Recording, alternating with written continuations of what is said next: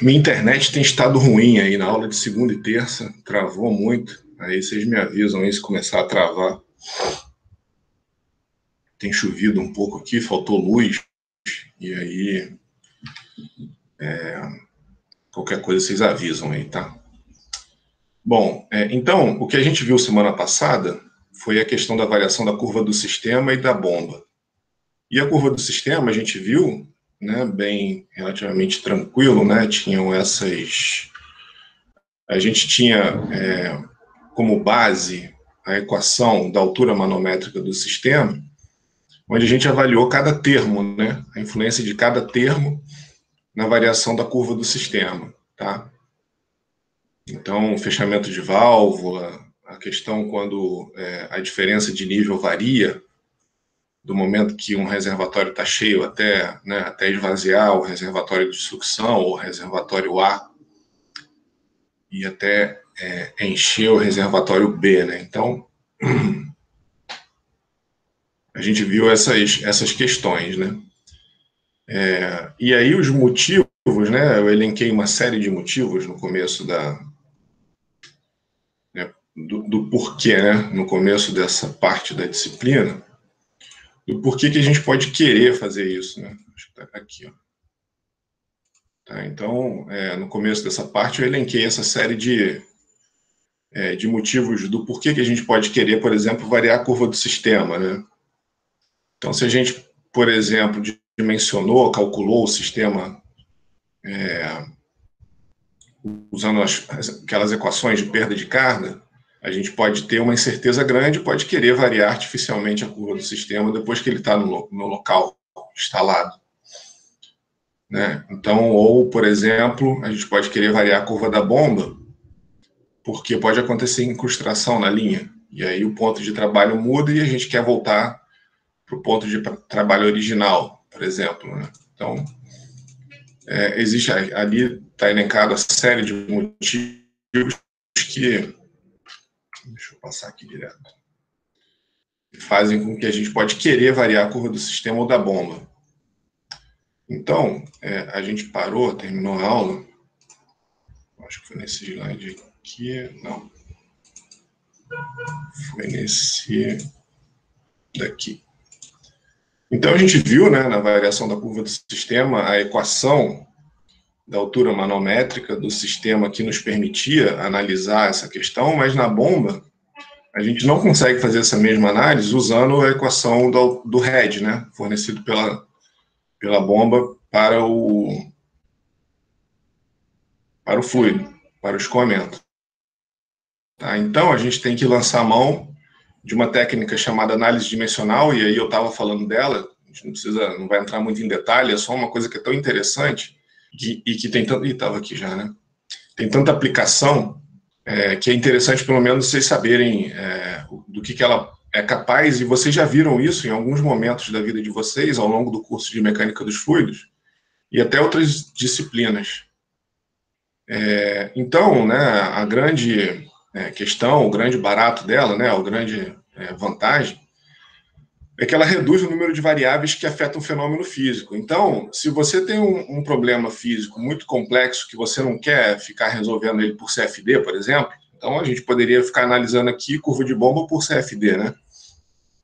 Certo? Ou usar essa simplificação que veio do teorema do transporte de Reynolds, que a gente não consegue avaliar muitos parâmetros daqui, né? Porque isso daqui é muito simplificado, essa relação do head com a geometria do impelidor, ela é muito simplificada, então a gente não consegue, por exemplo, analisar aqui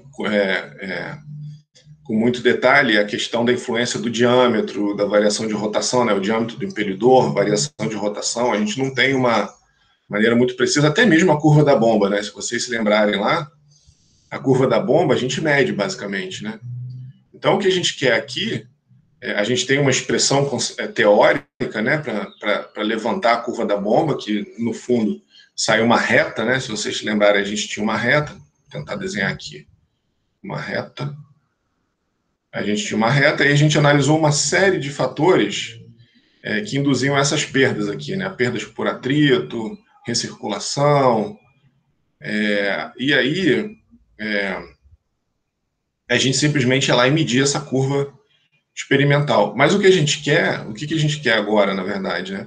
É uma maneira de avaliar numericamente como que a gente passa de uma curva, por exemplo, bomba 3 para bomba 2, ou a mesma bomba, né? Aqui a gente pode imaginar que é bomba, que são as mesmas bombas, aqui operando na condição 1, sei lá, RPM 1, por exemplo, né? Uma rotação 1, e se eu variar a rotação da bomba, chamar ela de condição 2, no RPM 2, por exemplo. É o que a gente viu também, a gente viu umas curvas de bombas para diâmetros de impelidores diferentes, né? Então é isso que a gente quer ver agora, na verdade, né? Como que a gente quantitativamente analisa essa variação da curva antes, sem precisar fazer experimento, na verdade, né? Tendo uma curva como base, como que a gente levanta as outras. Tá? Então esse é o objetivo principal e a gente tem que usar a análise dimensional, porque a gente não seria muito complicado ficar rodando casos de CFD, né, ir para o computador só para ficar analisando o que acontece com a curva da bomba se eu mudar para baixo. O que acontece com a curva da bomba, né, por exemplo, eu estou aqui na RPM1, o que vai acontecer se eu mudar para RPM2, tá?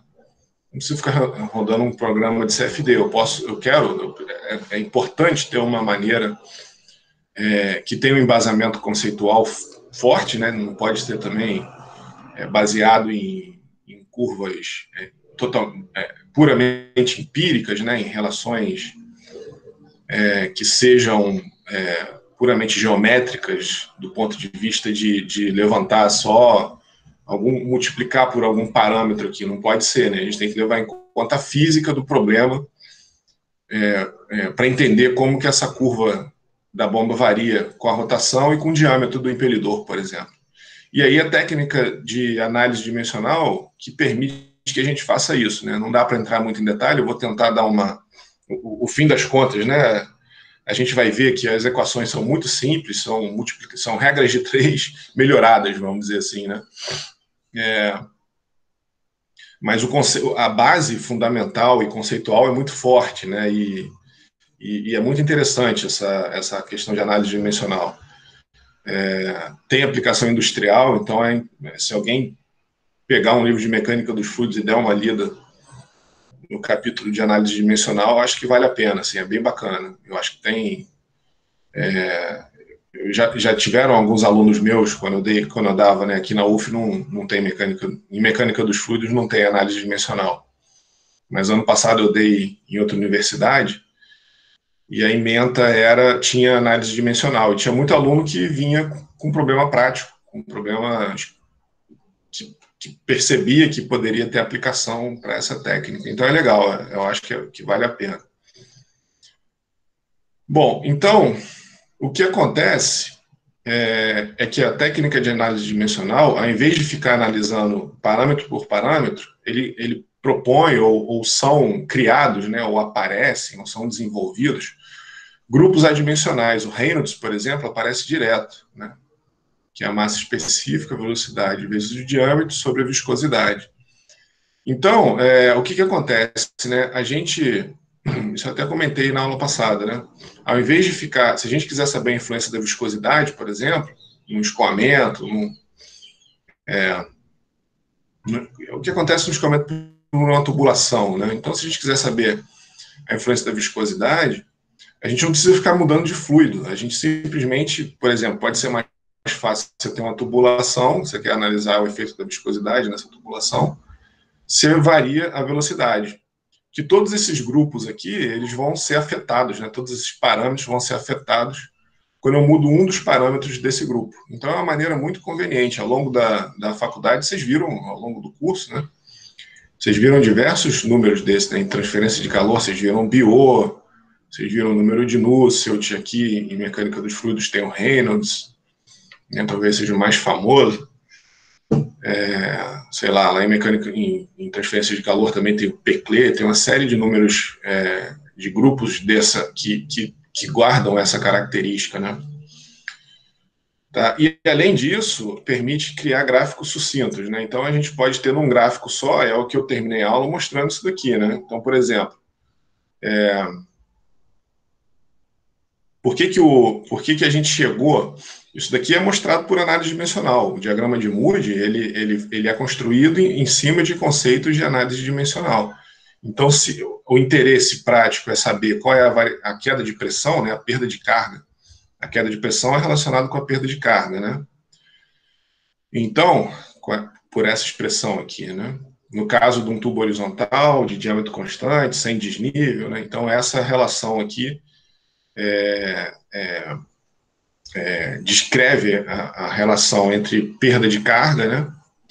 E a variação de pressão. Então, na prática, né, o que acontece? A variação de pressão, ela depende, é uma função F aqui genérica, ó, do diâmetro do tubo. Então, quanto maior o diâmetro, menor a queda de pressão, né? Quanto menor o diâmetro, maior a queda de pressão, da rugosidade, do comprimento do tubo, né? Quanto maior o comprimento do tubo, maior vai ser a queda de pressão, da velocidade, da massa específica e da viscosidade, né? Na verdade, a viscosidade que é a responsável pelas forças viscosas ali, que transformam pressão, né, ou energia que tem no ponto 1 em calor, né? Então, é um atrito mesmo ali, que é transformado em calor. E a técnica de análise dimensional, aqui tem um pulo grande, que não é mostrado aqui, né, porque não é o objetivo do curso, é só mostrar para vocês a ideia dessa técnica, é transformar esses grupos dimensionais em grupos adimensionais. Quando isso é feito, e aí, de novo, né, para quem tiver curiosidade lá em Mecânica dos Fluidos, explica, é bem fácil passar daqui para cá, né, é um grupinho, é um sisteminha de equações muito simplesinha de ser resolvido. Então, em vez de ficar calculando ΔP dimensional em função dos, né, que é a grandeza dependente aqui, né, a variável dependente, em função das variáveis independentes aqui, né, que são várias aqui, 1, 2, 3, 4, 5, 6. Então, a gente tem 7 variáveis no total.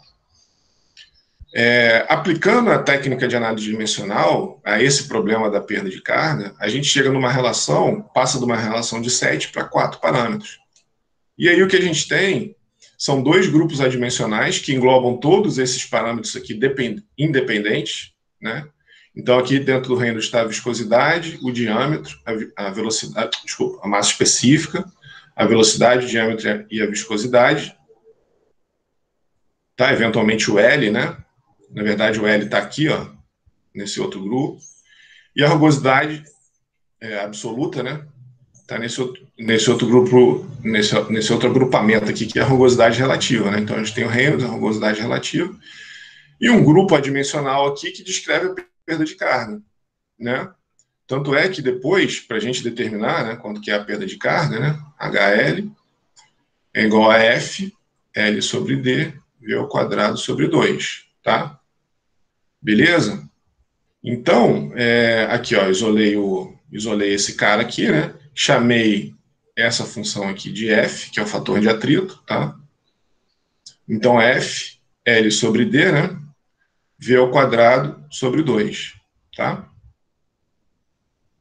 E aí, como é que a gente determina o F? É o famoso diagrama de Moody, que é o que está aqui atrás, né? Que é o que está no fundo aqui da... Tá? Esse cara aqui que é o diagrama de Moody, que é o que está aí na figura, né?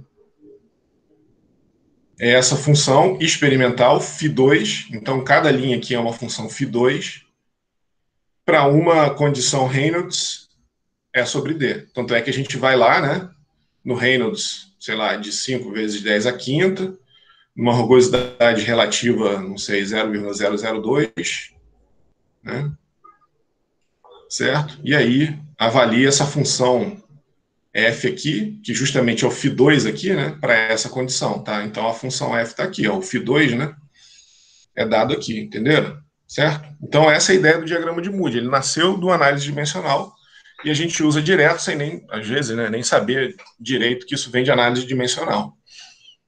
Tá? E essas curvas são experimentais. Agora o pesquisador precisa ficar variando massa específica, velocidade, diâmetro e viscosidade para levantar essas curvas aqui? Não, né? Se ele só variar aqui a velocidade, por exemplo, ele Ele varre toda a faixa de Reynolds aqui, tá? Aí depois a sua condição particular de massa específica, velocidade, diâmetro e viscosidade vai dar o seu Reynolds, que tem que ser o mesmo que foi levantado a curva, né? Tá? Beleza? A mesma coisa, não sei se em mecânica dos fluidos vocês chegaram a ver isso daqui, né? O escoamento externo em torno de uma esfera. E aí, o que está mostrando aqui, ó, aqui a gente tinha uma maneira para calcular a perda de carga, aqui o que a gente quer é a força de arrasto, tá? Que é justamente a força que está se contrapondo aqui ao movimento, né? Então você está indo com o seu carro lá na estrada para frente, né? Indo para lá, e a força de arrasto ela está te empurrando para trás. Se você chuta uma bola para a esquerda, a força de arrasto ela tende a empurrar a bola para trás, né? O arrasto é o atrito do corpo com o ar. Só que é muito complicado calcular numericamente essa força. E aí a gente entra em análise dimensional, né? Essa força ela é função de quem? Diâmetro, velocidade, massa específica e viscosidade. Quanto maior o diâmetro, maior a força. Quanto maior a velocidade, maior a força. Quanto maior a viscosidade, maior a força. Então isso pode ser direto ou inverso, né? Certo? Essas grandezas aqui podem ser diretas ou inversas. E aí, aplicando a análise dimensional, a mesma coisa que a gente analisou anteriormente, né? A gente fica com um grupo adimensional relacionado à força, e uma função que tem que ser determinada experimentalmente, englobando uma função adimensional, né, um grupo adimensional, que aqui vocês já perceberam que é o Reynolds, né? ρVL sobre μ, tá? Aqui, na verdade, é o D, né? L não, isso daqui é o D, né? ρVD sobre μ, e aqui também é D ao quadrado, tá? Certo? Porque não tem L aqui, né? É o diâmetro da esfera, tá? Então, ρVD sobre μ é o Reynolds baseado no diâmetro da esfera. E esse grupo adimensional aqui, né? Essa força adimensional, que para a gente levantar a força, o que a gente tem que fazer? Multiplicar essa função que a gente batizou de CF aqui, ó. Multiplicar essa função G, ou CF, né? Se você quiser. Certo? Aqui, ó. CF por ρV ao quadrado, D ao quadrado, tá? E aí, quem é o CF? A gente vai para o laboratório, com uma série, que aí, de novo, né, a gente não precisa variar ρ, V, D e μ, a gente varia só um dos parâmetros, né? Aqui, só para vocês entenderem o drama do problema. Se eu tivesse que ficar variando ρ e μ, eu ia ter que ficar mudando o fluido para cada experimento que eu faço, certo? Imagina, eu jogo uma esfera com água, aí esvazio o tanque, encho de óleo, aí jogo a esfera, aí esvazio o tanque, encho, sei lá, de glicerina. Então aqui eu vou fazendo experimentos para diferentes velocidades, tá? Beleza? E aí eu vou variando o Reynolds aqui, ou diferentes diâmetros de esfera, talvez seja mais, vamos dizer assim, seja melhor do ponto de vista laboratorial, e mudando o diâmetro da esfera, você joga uma pequenininha, joga uma maior, joga uma um pouquinho maior, levanta a curva, e aí depois uma pessoa que precisa aplicar isso para uma certa velocidade, né, ou para uma outra velocidade diferente, ele consegue, certo? Então essa curva aqui, adimensional, se a gente variar um parâmetro, a gente está abrangindo uma série de outros parâmetros, tá? E aí a gente levanta essa curva, né? Tá? Mas aí a gente, claro, tem que conseguir medir uma série de parâmetros que estão envolvidos aqui nesse problema aqui, tá? Tá beleza? Então isso é o que a análise dimensional permite, né? A gente passou aqui, por exemplo, ó, de 1, 2, 3, 4, 5 parâmetros que a gente estava analisando para 2 só, tá? E aí a gente monta tem uma maneira muito fácil, muito conveniente de determinar a força de arrasto. E aí uma série de aplicações, né? Então aqui para a gente pode, por exemplo, essa técnica de análise dimensional, pode prever não só a variação da rotação de uma bomba de mesmo tamanho, como também como que vai ser o comportamento de uma bomba menor. Isso essa técnica de análise dimensional permite fazer. A gente faz modelos em escala, isso daqui seria o modelo de uma cidade aqui, tá vendo? Então o objetivo aqui era analisar o comportamento do escoamento, né, o padrão dos ventos. Aí o pesquisador foi lá e fez construiu todos os elementos que estavam em torno do modelo desse prédio. Observa que é um prédio que tem uma forma muito característica, né? Eu até já vi no Discovery o programa que mostra a construção desse prédio aqui, mas eu esqueci, agora eu esqueci qual é. Mas eles fizeram esse experimento aqui porque o formato do prédio não é convencional, né? Não é um caixotinho ou alguma coisa assim. Ele é bem diferentão. Então, o pessoal teve que... Ele é muito maior do que todos os outros em volta aqui, né? Então, o que o pessoal fez foi fazer um modelo em escala, analisou as forças aqui envolvidas, né? As forças devido à velocidade do vento, né? Que atinge esse prédio, dentro do contexto das vizinhanças ali, né? Então, outros prédios em volta vão afetar o comportamento, né? Então, o escoamento vem aqui, bate nesse prédio aqui, né? E aí muda a característica do escoamento. Então, o que vai acontecer quando ele atinge efetivamente o prédio em face aos outros elementos que estão ali em volta, tá? E esse tipo de análise é possível com essa técnica de análise dimensional. Você consegue reduzir a escala aqui desses parâmetros. Eles estão em termos adimensionais aqui, né? Todo mundo aqui está sem dimensão. Então, se eu fizer um diâmetro menor, de uma esfera menor, depois eu estendo isso, mantendo o mesmo Reynolds, né? E o mesmo grupo adimensional aqui, depois eu estendo isso para um modelo, para um protótipo, por exemplo, em escala real. Tá? Então, isso daqui é um modelo em escala de um carro. Aqui está sendo avaliado, por exemplo, o perfil do escoamento, mas ele está instrumentado aqui embaixo, né, na roda dele aqui. Então, eventualmente, pode ter um túnel de vento aqui, né, soprando, da mesma maneira que tem esse ventilador ali atrás. Ó, aquilo ali é um túnel de vento, né, então assopra o vento com uma velocidade muito grande. E aí você mede aqui a força que o vento está exercendo no carro. Tá? Então, faz isso no modelo em escala, depois, eventualmente, faz um protótipo em escala real, e essa relação é obtida por análise dimensional, por exemplo. Tá? Beleza? Então, para a gente, o interesse é saber o que acontece com uma bomba quando eu mantenho, por exemplo, o diâmetro e mudo a rotação. Isso a gente consegue fazer com análise dimensional. Quando eu mudo o diâmetro do impelidor, tá? Então, são essas questões, né, que a gente quer que seja respondido por análise dimensional. Tá? Bom, beleza, agrupado, tá? A gente já falou. Isso aqui que eu acabei de falar, ó, a curva ré de vazão para variação de velocidade de rotação, né? Então, aqui, ó, é o que eu estou mostrando nessa figura aqui, ó. Qual mudança na bomba para manter a vazão se o sistema for de 1 para 2? O que acontece? Olha só. Digamos que eu calculei o sistema 1, ou que o sistema 1 é o sistema operando na condição normal dele, né? E aí eu tenho a bomba aqui, e eu estou com o meu ponto de trabalho aqui, ó.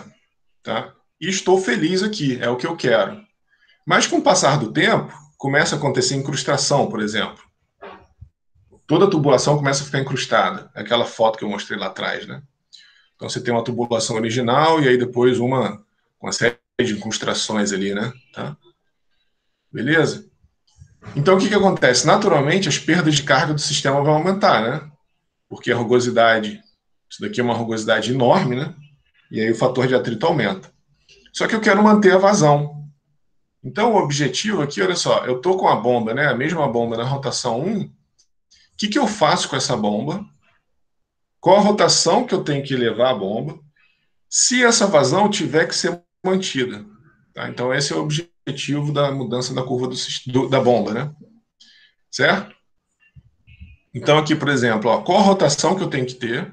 Essa é a resposta que que a análise dimensional vai ter que nos responder, né? E que aplicação prática que a gente quer aqui. Qual a rotação que eu tenho que elevar a bomba para que, uma vez que a curva do sistema variar, né? Então, originalmente eu estava aqui, ó, a curva do sistema amarelo, curva da bomba vermelha. Com o passar do tempo, a curva do sistema veio aqui para cima, né? Tá? Subiu até sistema 2 por causa da incrustação. O que eu tenho que fazer com a rotação da bomba agora? Porque se eu não fizer nada, o que vai acontecer? Bomba 1, sistema 2, onde é que elas vão se encontrar? Aqui, ó. Tá? Beleza? Se eu não fizer nada, a vazão cai, ó. Tá? Porque lembra que o ponto de operação, o ponto de trabalho é no encontro da curva da bomba com a curva do sistema. Agora a curva do sistema mudou, né, com o passar do tempo. Então eu vim para cá, a perda de carga aumentou aqui, ó. A perda de carga aumentou aqui nesse exemplo que eu estou dando. Foi, por exemplo, né, por causa de incrustação, mas eu já dei vários outros exemplos, né? Instrumentação da linha, você colocou um trocador de calor, não sei, algum dispositivo, um condensador, sei lá, né? Infinitas. Aqui a gente pode ficar falando de infinitas causas que podem fazer com que a curva do sistema mude, né? Tá? Uma ramificação nova do seu processo, tem muitos motivos para isso acontecer. Eu dei um exemplo aqui. Mas eu quero manter a vazão. Eu não posso diminuir a vazão à medida que a perda de carga aumenta. Então, eu tenho que ir lá na bomba, se ela permitir, né, de forma geral permite, eu tenho que ir lá na bomba e mudar a rotação dela para uma RPM 2 aqui, de forma que a... Felipe Azevedo. Permitir. Bom, de forma que a rotação, que a curva da bomba suba aqui, tá vendo? Beleza? Então, esse é o objetivo. A gente quer calcular isso. A gente quer saber, em função dessa curva aqui, ó, como que a gente escreve outra curva para uma rotação conhecida, tá? Certo? E permite desenvolver regras de escala, né? Aquilo que a gente estava falando. Isso aqui que é uma regra de escala. Qual tem que ser a geometria da carcaça, do impelidor, né? De toda a geometria da bomba, se eu quiser fazer uma bomba menor, tá? Beleza? Bom, aí, aplicando tudo isso que eu venho falando aí para o caso de bomba, olha só, se eu quiser saber, né? Olha só, curva de potência absorvida versus vazão e curva do head versus vazão. São as curvas de interesse, né? Certo? São as curvas de interesse da bomba. Então, se eu quisesse ficar analisando parâmetro por parâmetro e ficar escrevendo curvas de bomba aqui, eu ia ter que ficar, para o caso da potência absorvida, né, ou a potência que o eixo da bomba demanda lá, eu ia ter que ficar analisando vazão, diâmetro, velocidade de rotação, massa específica, viscosidade e rugosidade relativa dos materiais de dentro da bomba, né? Então, se eu quisesse ficar levantando essas curvas para a bomba, eu ia ter que, primeiro, variar a vazão para uma série de diâmetros constantes. Então, vazão 1, um monte de diâmetro. Vazão 2, um monte de diâmetro. Vazão 3, um monte de diâmetro. Tá? Aí, depois, eu pego a vazão 1, vou variando o diâmetro para né, essas vazões aqui, esses parâmetros aqui fixos, e vario esse parâmetro. Depois, eu prendo esse parâmetro e vario todos os outros. Já viu o drama disso, né? Então, essa é a questão. Então, para a curva potência absorvida versus vazão, a gente tem 1, 2, 3, 4, 5, 6, 7 parâmetros dimensionais para serem analisados e variados. Né? Você fixa um, varia 6. Aí depois fixa o outro, varia o restante dos 6. Isso levaria décadas para fazer isso para um experimento. Porque para cada essa variação tem que ser no mínimo de, sei lá, 4 ou 5 pontos experimentais, né? E o head vazão é a mesma coisa. Então aqui a gente ia ter um trabalho danado só para avaliar o que acontece se eu variasse a rotação de um ponto para outro. Quando a gente usa a técnica de análise dimensional, a gente naturalmente chega nesses grupos adimensionais aqui, ó. um coeficiente de head, né, um parâmetro que engloba o head, um que engloba a vazão, um que engloba, por exemplo, velocidade de rotação e outro que engloba a rugosidade relativa. Tá? E aqui, no head e aqui na potência, né? Tá? Então, a curva de potência, se eu quiser saber de forma adimensional a relação entre potência e vazão, a técnica de análise dimensional nos fornece esse grupo de parâmetros aqui, ó, adimensionais, né? Tá? Então, a gente pula de 7, a gente sai de 7 parâmetros dimensionais para a curva potência absorvida versus vazão para 4. Certo? Esses grupos aqui que são denominados de π. Π é simplesmente uma maneira matemática de descrever um grupo adimensional. Então, Reynolds é um π. Tá? Aqui, ó. Reynolds é um π. Aqui está em função da velocidade de rotação e do diâmetro, mas isso aqui é um parâmetro relacionado com Reynolds. Rugosidade relativa, que vocês conhecem tão bem lá de perda de carga, né? É um grupo π. Tá? Beleza? Biot, que vocês viram lá em transferência de calor, é um grupo π. Nusselt, que vocês viram lá em transferência de calor, é um grupo π. Tá? Certo? Então, nada mais, nada menos, né? Πs são grupos adimensionais. Certo? Então, a gente tem os grupos adimensionais relacionados ao head e os grupos adimensionais relacionados à potência. Tá? E isso aqui, de novo, né? Isso não está mostrado, mas quem tiver curiosidade, é só dar uma olhada lá em análise dimensional. Tá? Dimensional.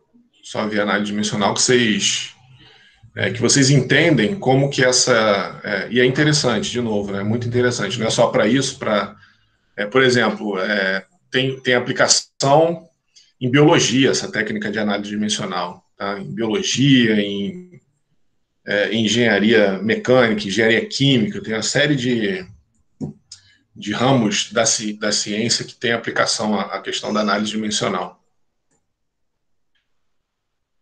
Para entender, né, essa questão de análise dimensional, por exemplo, mostra a relação entre o diâmetro, é muito interessante, é muito abrangente isso, né, entre o diâmetro da perna dos animais e a massa corporal do animal.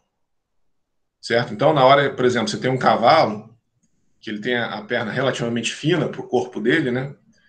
Se você imaginasse um animal como um elefante, o diâmetro da perna do elefante, com relação à massa do corpo, é maior do que a do cavalo. Então, o cavalo nunca poderia crescer de forma linear, vamos dizer assim, né? Se você dobrasse a massa de um cavalo, o diâmetro da perna dele não poderia dobrar, porque ela precisa crescer numa proporção maior para sustentar o corpo, o peso do corpo.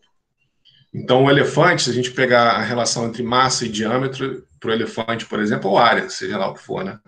Ou a área da seção transversal, essa relação não é linear. Então, a técnica de análise dimensional permite levantar essa relação através de grupos adimensionais. Então, tem um monte de aplicação. A velocidade de deslocamento dos animais em função do diâmetro do comprimento da perna e da passada.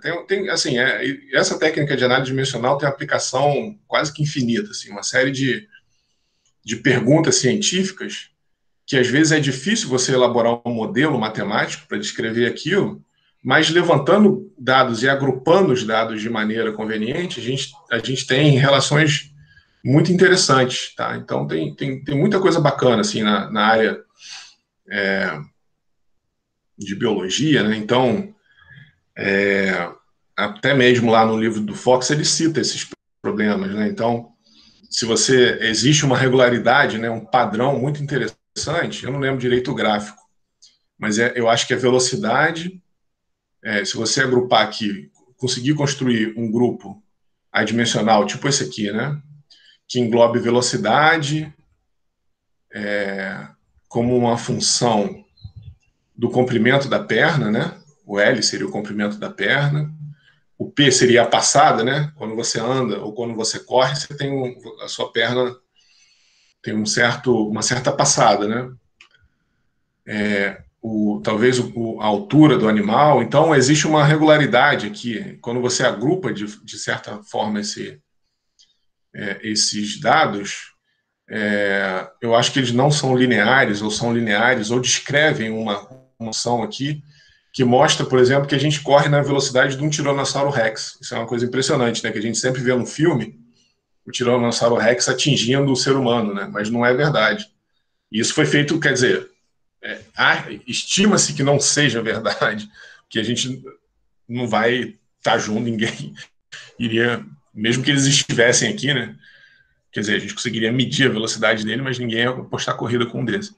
Mas dificilmente a gente vai conseguir colocar um Tiranossauro Rex de novo junto com a gente, né? Mas estimou-se, por essa técnica de análise dimensional, que a velocidade de um Tiranossauro Rex não é maior que a nossa. Então,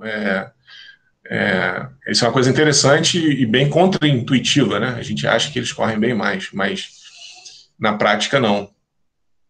Então, provavelmente a gente conseguiria escapar de um deles, tá?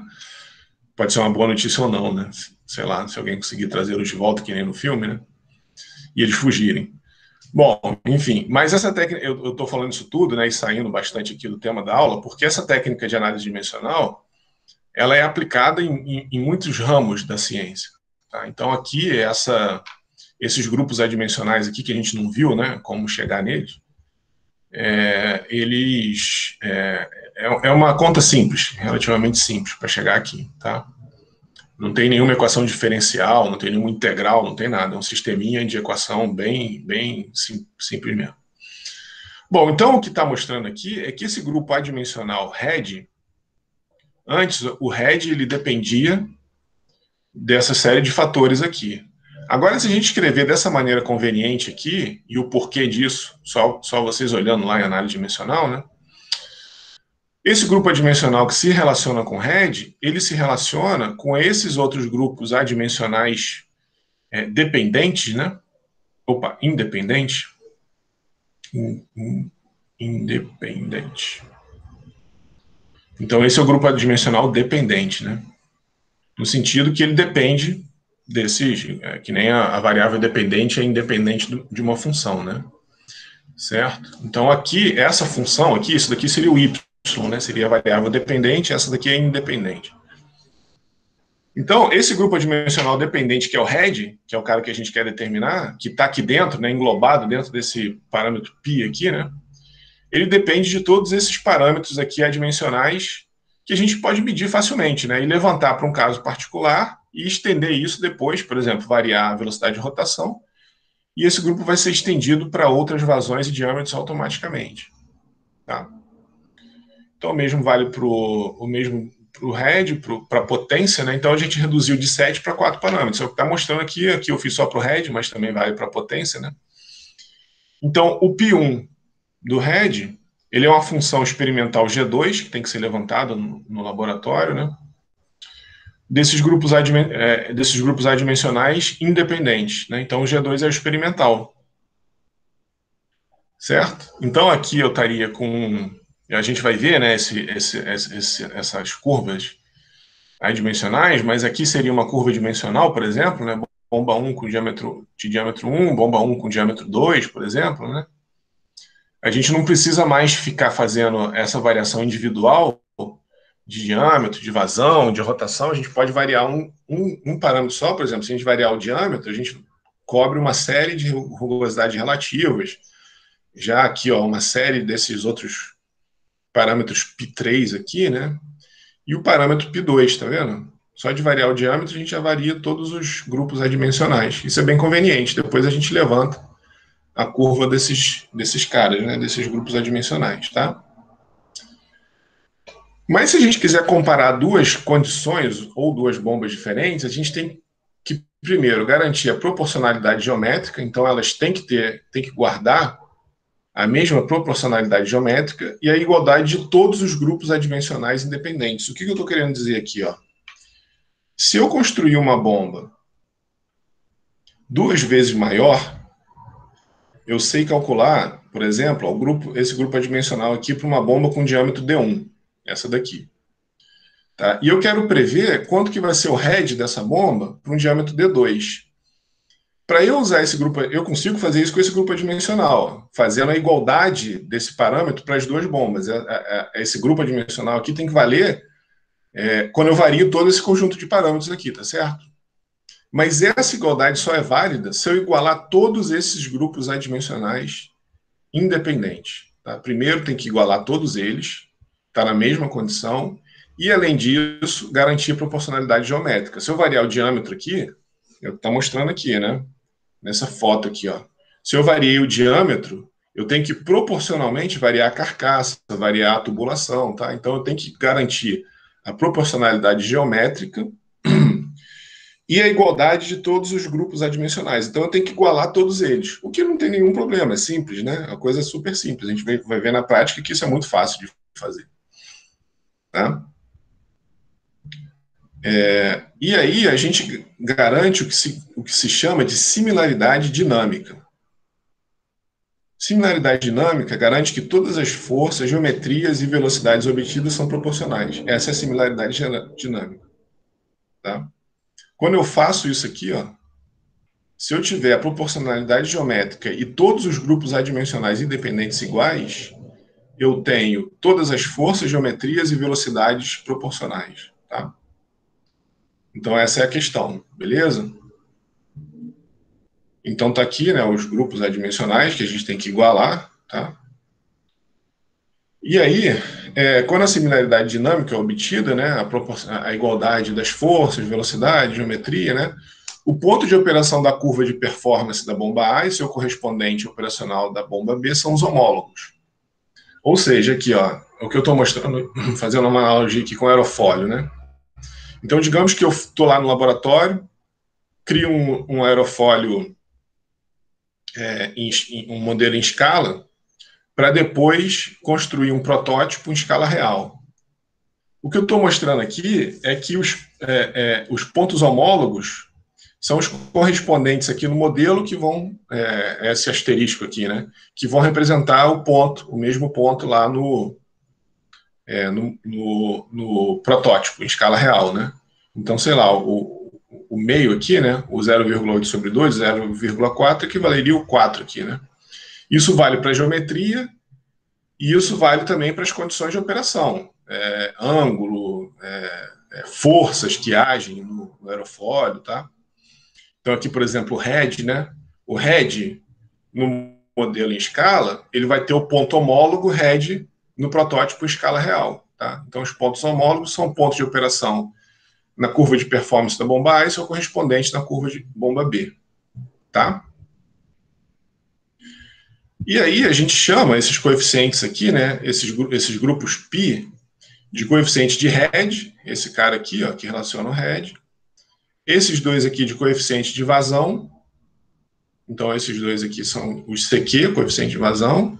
Esse é o coeficiente de head. E esse é o coeficiente de potência.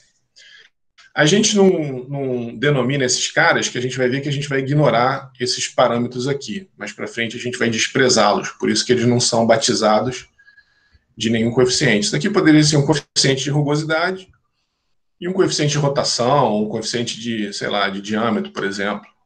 Mas a gente vai ver que a gente precisa desprezar, mesmo fazendo análise dimensional, e mesmo reduzindo o número de variáveis, a gente ainda assim não consegue analisar toda a variação de todos os, desculpa, a variação de todos os parâmetros de forma concomitante. Então, a gente tem que desprezar alguns deles, em detrimento de uma análise simplificada. Tá? Beleza? Então, por isso que a gente só nomeia, a gente vai ver no próximo slide por que isso é feito, né? Só nomeia esse grupo aqui de coeficiente de head, esse coeficiente de potência e esses dois aqui de coeficiente de vazão.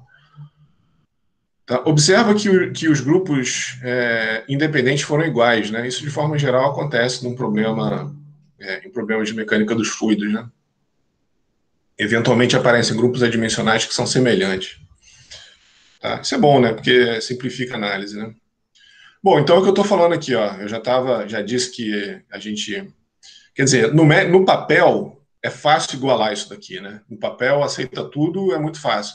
Mas na prática, o que acontece é uma certa inconsistência. Então, se você... o que eu falei, né? A gente tem que igualar todos esses grupos adimensionais aqui. Às vezes, para você igualar, por exemplo, esse grupo adimensional, você chega num certo diâmetro que na hora de você igualar aqui esse outro grupo, ou aqui, por exemplo, vai te fornecer a viscosidade de mercúrio, por exemplo, tá? Para você manter a igualdade com o diâmetro vindo aqui da... vocês entenderam o que eu estou falando? Vocês têm que igualar aqui, ó, epsilon sobre D, epsilon sobre D1 igual a epsilon 2 sobre D2. Então, se eu tenho, por exemplo, se eu estou querendo analisar esse aerofólio aqui, ó, no laboratório, usando um modelo em escala reduzida, e depois fazer essa transposição para um protótipo em escala real, o que eu disse, que eu mostrei para vocês, é que para igualar a força de arrasto, que aqui eu estou representando como head, né? Se eu tiver duas bombas, vamos representar duas bombas aqui para a nossa análise, para a nossa análise ficar coerente, né? Então, aqui, ó, tem uma bomba, né? Aqui está o... Sou um péssimo desenhista, né? Tá parecendo a Peppa. Quem tem filho aí, sobrinho, irmão, sabe o que é a Peppa Pig. Então aqui tem a... deixa eu tentar desenhar uma bomba saindo para cima. Bom, imagina que isso daqui é uma bomba, tá? Uma bomba centrífuga. Aí tem um modelo em escala, e aí estou desenhando, estou querendo fazer no laboratório experimentos no modelo em escala para saber como que ela vai se comportar na vida real. E aí aqui está a minha bomba em escala real. Para eu fazer essa análise no laboratório de um dispositivo em escala, e isso representar fisicamente, por exemplo, o head que a bomba vai fornecer na sua escala real, é o que eu falei anteriormente, né? A gente tem que igualar todos os grupos adimensionais. Então, esse grupo aqui tem que ser igual, esses grupos têm que ser igual entre protótipo e modelo. Tá? Então, aqui, por exemplo, é um modelo em escala, e aqui é o protótipo. Então, eu tenho que garantir a escala desse grupo P4, tem que fazer a mesma coisa para o P3, tá? O ρ1, ω1, D1 ao quadrado sobre μ1 tem que ser igual a ρ2, ω2, D2 ao quadrado sobre μ2. Então, eu tenho que garantir essa igualdade em todos os parâmetros. Beleza? Só que para fazer isso, por exemplo, eu vou chegar num D1 aqui, né? Digamos que o D seja o diâmetro aqui, ó. D1 e aqui, sei lá, D2, tá? Então, eu tenho que fazer que o D2, eu tenho o D1, né, que é o tamanho da minha bomba lá operando, e eu quero fazer uma análise dela no laboratório. Então, o D2 vai ser ε2 sobre ε1, D1, certo? E aí eu tenho que jogar isso daqui, aqui, ó. E, eventualmente, isso vai fornecer uma viscosidade μ2 aqui, ó, do mercúrio. Então, imagina, eu tenho que bombear mercúrio no laboratório. É uma coisa quase que impossível. Então, é isso que eu estou mostrando. Igualar todos os grupos adimensionais na prática, para a gente ter todos esses parâmetros aqui coerentes, de forma que os grupos adimensionais sejam iguais, às vezes é muito difícil na prática. No papel, que eu falei, né? O papel aceita tudo. É só igualar um com o outro e falar, não, a massa específica tem que ser 200 toneladas por metro cúbico. Aí, beleza, aceitou. No papel aceitou. Agora vai lá no laboratório, pega um fluido com 200 toneladas por metro cúbico e bombeia ele lá, tá certo? Entenderam? Então, na prática, isso daqui, para a gente garantir a similaridade de todos os grupos aqui, pode ser difícil na prática. Então, por isso que a gente tem que simplificar a análise, não tem jeito. Tá? A gente usa uma série de hipóteses que, de forma geral, são observadas na prática. Então, ó, o P3 e o P4, eles não variam muito, eles são desprezados por causa, primeiro, independência do Reynolds para altos Reynolds. Olha só que coisa interessante, não sei se isso foi comentado com vocês lá em Mecânica dos Fluidos, mas olha o comportamento do diagrama de Moody quando o Reynolds é muito alto. Olha aqui, ó, quando o Reynolds é muito alto, o fator de atrito não varia com o Reynolds, ó. Não sei se vocês já tinham percebido isso ou se isso foi comentado em McFlu com vocês, ó, tá vendo? A partir de um certo Reynolds, para cada rugosidade relativa, o fator de atrito não varia mais com o número de Reynolds, só com a rugosidade. Tá? Então, por exemplo, aqui, ó, no Reynolds de 10 a 7, de 0,0, que é uma rugosidade relativa baixa, né? De 0,006 para cima, ela é independente com o Reynolds, tá vendo aqui, ó? Para qualquer rugosidade aqui, ó, ela só varia com a própria rugosidade, tá? Então, aqui, o fator de atrito é basicamente uma função exclusivamente do E sobre D aqui nessa região aqui, que é o que ele chama de região completamente rugosa. É por isso que o diagrama de Moody tem essa região completamente rugosa. Porque é uma região que ela não depende mais do Reynolds, ela só depende da rugosidade relativa, tá? Da rugosidade do tubo, no final das contas, certo? Aqui não, ó, tá vendo que essa região aqui varia com o Reynolds, ó, à medida que você tem um Reynolds de 10 a quarta, e você vai passando aqui para o Reynolds de 10 a quinta, a rugosidade varia, o fator de atrito varia. Você entrou aqui num Reynolds maior, ó, a rugosidade se torna constante. Então, isso é observado aqui no diagrama de Moody, aqui, ó, isso é observado aqui, isso está em escala logarítmica, né? Então, tem uma faixa enorme aqui que o Reynolds é constante. Isso daqui é por causa do desprendimento da camada limite, isso é uma coisa mais... É um outro fenômeno que acontece, mas existe um local aqui, ó, que o Reynolds é independente que o fator, que a força de arrasto é independente do Reynolds. Então a gente usa essa constatação aqui também para jogar esse cara fora, aqui, ó, para desprezar esse cara. E a gente, isso daqui é um pouco forte isso, né? A gente jogou fora a viscosidade aqui, né? Mas enfim, a gente vai ver que a gente tem que compensar isso de alguma forma depois.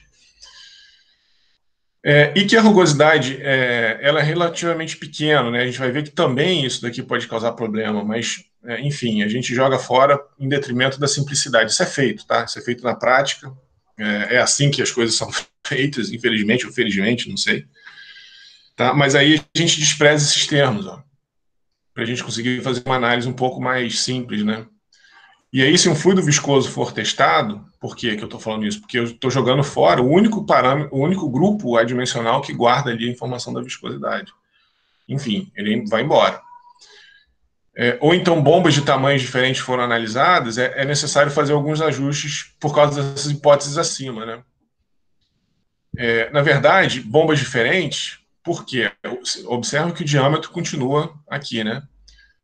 Mas a rugosidade relativa, a gente perde completamente a informação da rugosidade relativa aqui também, né? E aí a gente tem um problema, a gente vai ver que isso causa um problema, mas a gente tem que, enfim, viver com isso. Então, na maior parte das vezes, o fluido bombeado não muda. Ou se mudar, existem formas de compensar. Por que eu estou falando isso? Por causa da viscosidade que foi embora, né? Tá? E aí a gente restringe comparações para escalas muito diferentes ou então ajustar a escala nessa questão da rugosidade relativa.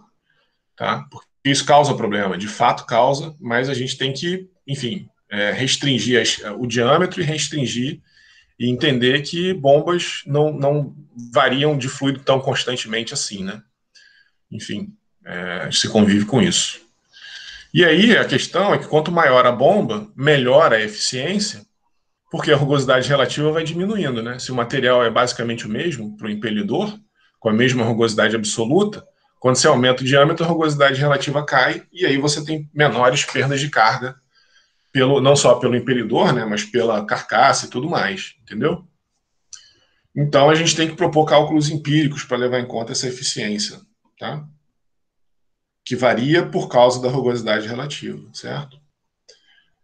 Bom, e aí o que acontece, ó, que a gente pode analisar fazendo isso aqui, ó, como a gente cortou esses caras, ó, a gente em um único gráfico pode analisar a influência do coeficiente de head em função do coeficiente de vazão e do coeficiente de potência em função do coeficiente o coeficiente de vazão, isso. O π2 do H e o π2 do P é o mesmo, é o CQ que a gente chamou, né? Coeficiente de vazão, esse é o coeficiente de head e esse é o coeficiente de potência. Tá? Se tivesse mais um parâmetro, observe o seguinte, se tivesse mais um parâmetro, o problema ia ser que nem o diagrama de Moody, né? Lembra lá do diagrama de Moody? Eu não vou voltar, não. Vou tentar desenhar aqui, ó.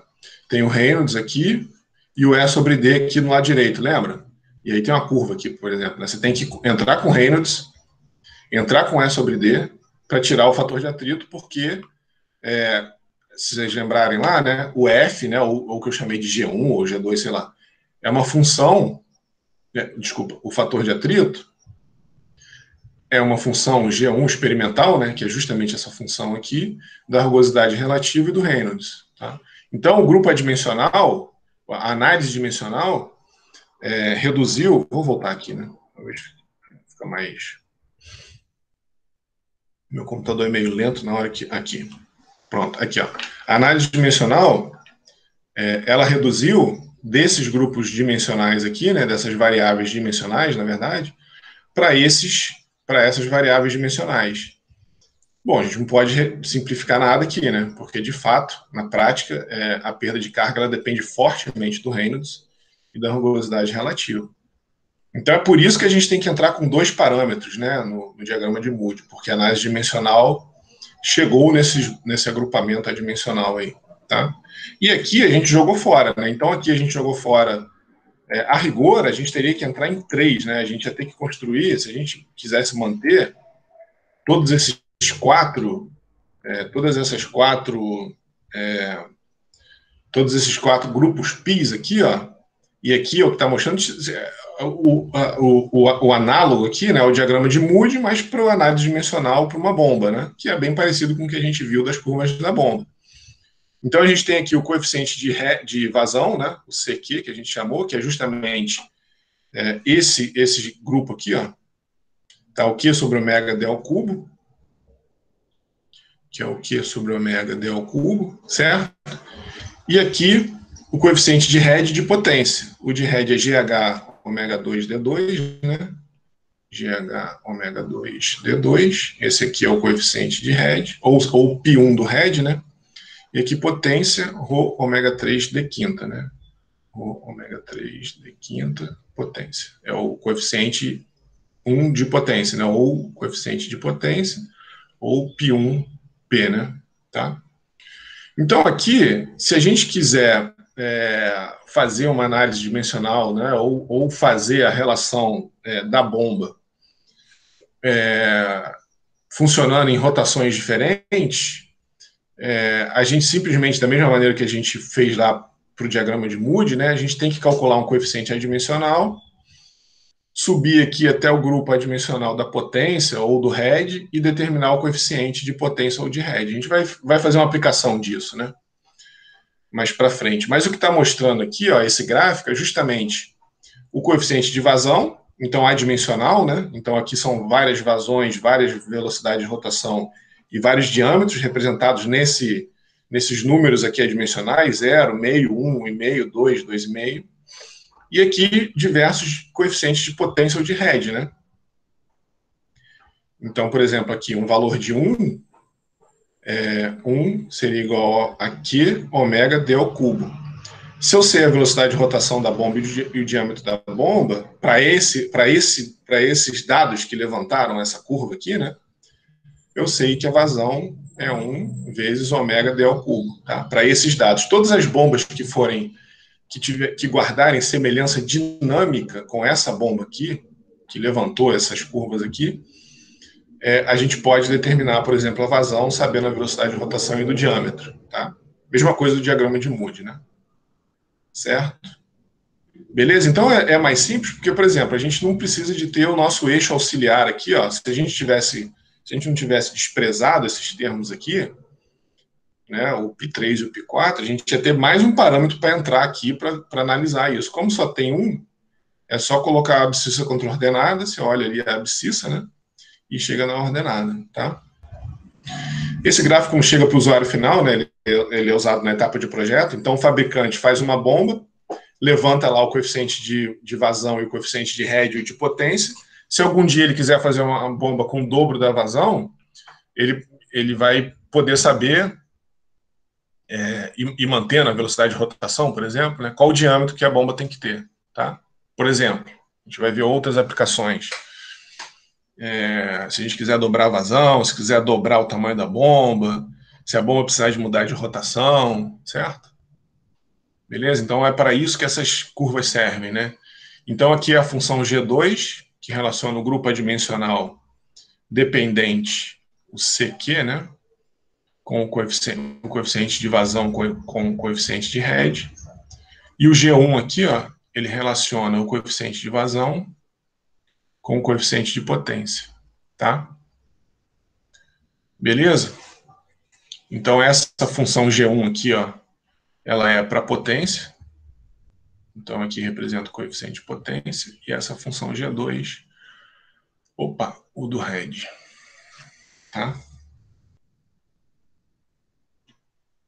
E aí, ó, no final das contas, é isso aqui que a gente obtém, ó. A gente tem a lei de similaridade ou leis de afinidade. Cada livro chama de uma maneira diferente. Lei de similaridade ou de afinidade. Então, para dois estados homólogos A e B, pode ser na mesma bomba ou não, né? Então, por exemplo, se eu tenho uma bomba girando com a velocidade de rotação ω1 e eu quero que ela vá para a velocidade de rotação ω2. Então, qual seria o ponto homólogo aqui das vazões, do diâmetro, por exemplo, né? Então, eu igualo aqui aquilo que eu tinha falado, né? Tem que igualar todos os grupos adimensionais. Esse daqui é o coeficiente de vazão, esse é o coeficiente de head, e esse é o coeficiente de potência, para a gente garantir que as bombas guardem similaridade dinâmica.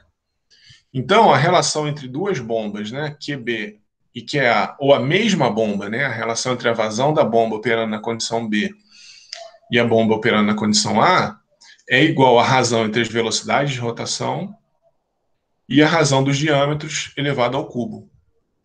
Se a gente quiser saber a razão de head, aqui é a razão entre a aceleração da gravidade, né? Então, se a gente estiver na Terra e no espaço, por exemplo, se a gente quiser levar a bomba para o espaço,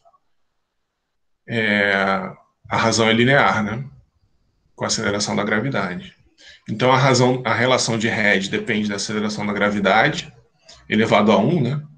A rotação ao quadrado e o diâmetro ao quadrado. E a potência varia linearmente com a aceleração local da gravidade, a relação da velocidade de rotação ao cubo e do diâmetro à quinta. Tá? Então, essas são as relações que nascem da análise dimensional. Tá? Certo? E aí, um caso simples, ó.